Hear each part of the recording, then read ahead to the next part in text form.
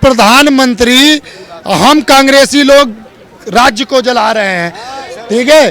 और एमके सिंह वहाँ के मणिपुर के मुख्यमंत्री हैं, वो क्या बोलते हैं, ऐसे तो हजारों लाखों घटनाएं यहाँ पे घटित हो रही हैं। और वहाँ पे कब बोला, ऐसा कोई बयान नहीं है। में आया है, नेशनल मीडिया में चला हुआ है। जब वीडियो वायरल हुआ तो ये तो भैया गैर जिम्मेदारी ये तो हमेशा कांग्रेस पे ही अपना मटका फोड़ने का काम करते हैं, क्योंकि इनके पास उत्तर है नहीं, इनके पास कोई उत्तर नहीं। इन्होंने दूसरा बात बोला कि हमने शौचालय दिया। अरे शौचालय देकर आपने कौन सी इज्जत बना दी? जब आप हमारे बहन बेटियों को नंगा परेड कराए, 100 दिन तक आपने नेट बंद कर रखा, और मुख्यमंत्री ऐसा बयान देता है कि ऐसी लाखों हजारों घटनाएं यहाँ पे हैं, तो इनको शर्म आनी चाहिए, किस मुंह से सब बोलते हैं।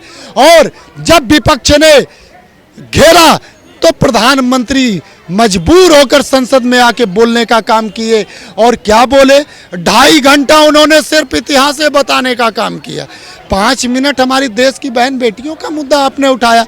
जिस दिन आपने संसद का उद्घाटन किया हमारे देश के प्रधान सेवक मोदी जी ने, उसी दिन हमारे देश की गोल्ड मेडल बेटियों को सड़कों पे घसीटने का, कश्मीर से कन्याकुमारी तक एक नेता धुरंधर पैदल चलकर सड़कों, गांव तक, गली मोहल्ले तक लोगों से मिला। उसने जाना हमारी तकलीफ़ों को, जिसका नाम है माननीय राहुल गांधी जी। और हमारे आज के प्रधान सेवक माननीय मोदी जी 2014 में आए, उन्होंने ढेर सारे सपने हिंदुस्तान को दिखाने का काम किया, और उन सपनों में कहीं ना कहीं हमारी देश की जनता गुमराह हुई। और 10 साल हो गया, तो कहावत है ना, झूठ का पिटारा कुछ दिन का होता है, और सच झूठ एक दिन का और सत्य 100 दिन का। तो आज मोदी जी के सारे झूठ खुल रहे हैं। आज जो जनता मोदी मोदी चिल्लाती थी, मोदी के कहने पे ताली और थाली बजाती थी, आज अगर मोदी जी रोड पे मिल जाए तो ताली और थाली की जगह क्या क्या बजा देंगे मोदी का, ये तो जनता जानती है। क्योंकि यही मोदी हमारे देश की बोला करते थे बेटी बचाओ बेटी पढ़ाओ, और आपने नहीं, हिंदुस्तान क्या पूरा विश्व देखा कि मणिपुर में किस प्रकार से हमारी बहन बेटियों को निर्वस्त्र करके उनको डुलाया गया, उनको परेड कराई गई। आज यही बीजेपी सरकार, हरियाणा में आप देख लीजिए, जहाँ जहाँ इनकी सरकार है सिर्फ वहीं दंगे हो रहे हैं। बड़े बड़े दंगों का रूप इन्हीं की सरकार में हो रहे हैं। कारण कि इनको हिंदू मुस्लिम का विक्टिम कार्ड खेलना है, कहीं हिंदू सिख को लड़ा देना है, कहीं हिंदू ईसाई को लड़ा देना है। तो प्रधानमंत्री मोदी जी 2024 आ गया है, 6-7 महीना बचा हुआ है चुनाव का, और आपने अभी ज्ञानवापी मस्जिद का मंदिर का जो है मुद्दा उठाया, और फिर आप आ गए कहाँ पे, हरियाणा क्या बोलते हैं, ये आगरा का जामा मस्जिद। अभी क्या हम जामा मस्जिद मंदिर मस्जिद की लड़ाई करेंगे?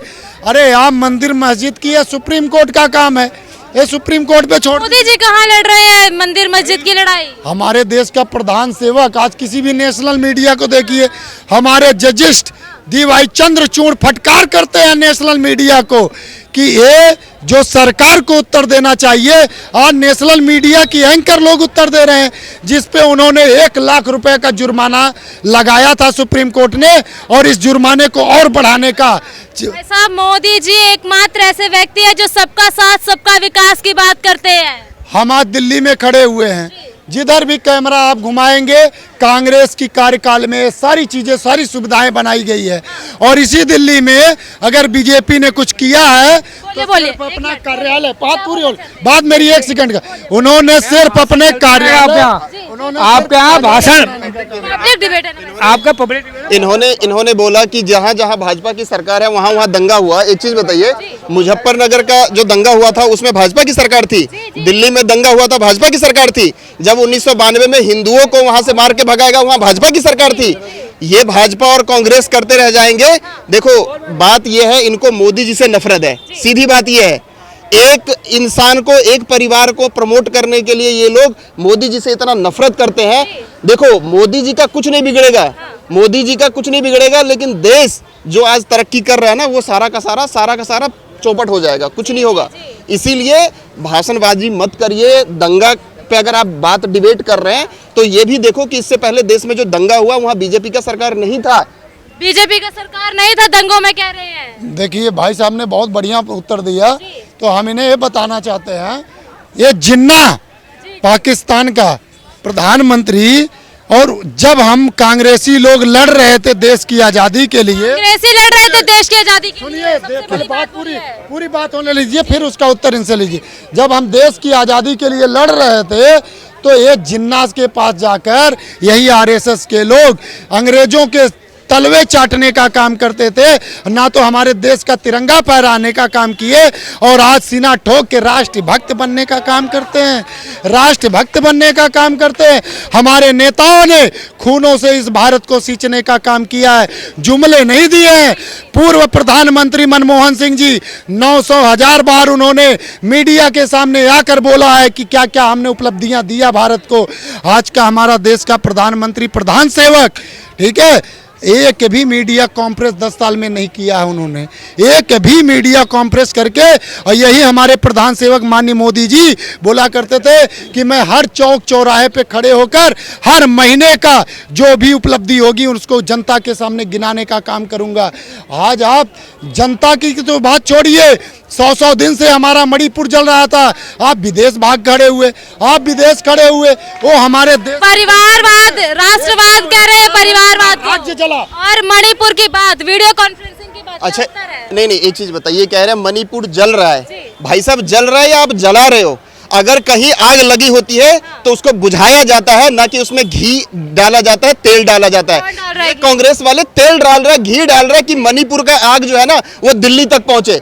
अरे अगर कहीं पे किसी के घर में आग लगा हुआ है, वो भी देश का हिस्सा है, उसको मणिपुर को देश से अलग मत बांटो। अगर मणिपुर में बेटियों के साथ में बलात्कार होता है तो राजस्थान में भी होता है, और उसी तरीके से कर्नाटक में भी होता है, और अन्य राज्यों में भी होता है। सिर्फ मणिपुर से देश के पूरे परिवेश को आप नहीं गिन सकते हैं।